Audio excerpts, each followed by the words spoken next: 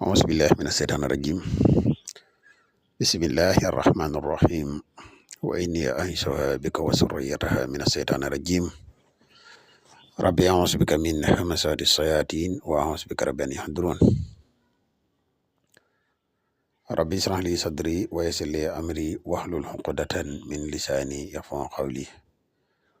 واجعل كلامي راشدا ومرشدا وفكرتي نوير وقلبي أرشدا mbokk yi ni bàyyi xel fu mën a nekk ci àdduna bi moo xam ñu nekk ci réew mi wala ñu nekk bitim réew ñoo ngi leen di waxati asalaamaaleykum wa rahmatullah mbokk yi ginnaaw bi ñu santate yàlla julli ci yonent bi sallallahu alayhi wa sallam ñu ngi leen di jaajëfal bu baax di wax ne yow mi soog a ñëw te topp suñuy vidéo boo abonné gul ci seen mi ñu ngi lay ñaan nga abonné te partage vidéo yi boo amee ay laaj mën nga ko bind ci commentaire yi incha allah dinañ la ci tontu. tey ñu fas yéene ànd ak yéen ci secret bu am solo lool muy suuratul duxaani di secret boo xam ne képp koo xam ne da ngay def loo yaakaar mu tas wala lépp loo tàmbale rek bu demee tut nga gis ay gàllankoor dugg ci wala yow ci sa jëmmi bopp nga yëg ne ay gàllankoor dala jàpp wala cat fexeel nga def secret bi ci kàttanu yàlla dalay bàyyi julu gaaw a gaaw a gaaw a gaaw mbokk yi saafara si gën a mën a saafara mooy sóoratul duxaani wallahi bala ñu ci gën a sori yow mi nga xam ne da nga bëgg a def lu seet wala nga bëgg a def lu listixaar man nga jokkoo ak ñun ci numéro bi muy 77 684 28 28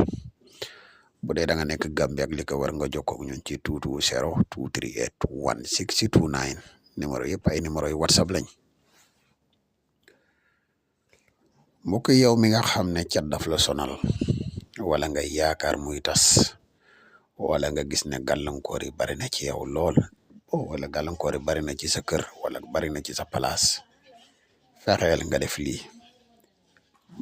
bindal suuratul duxaani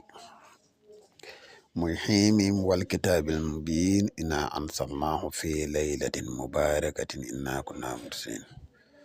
ba saar wi jeex takk nga bind ko. boo paree nga wut ñetti kilo yu xorom wut cin loo xam ne moom la ñuy togge nga jël ndox mu xaw a bari def ci jël ñetti kilo yu xorom yi nga def ci jël kayitu yi nga xam ne moom nga bindoon sóoratul duxaani nga def ci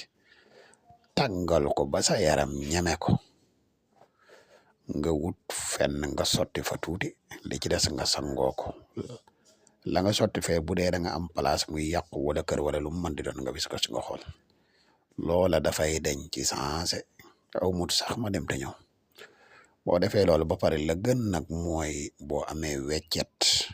mel ne ñeen fukk wala juróom benn fukk wala lu ni mel nga saraxe ko lii dañ amoon yéene tey partage ko ak yéen wasalaamaaleykum wa rahmatullah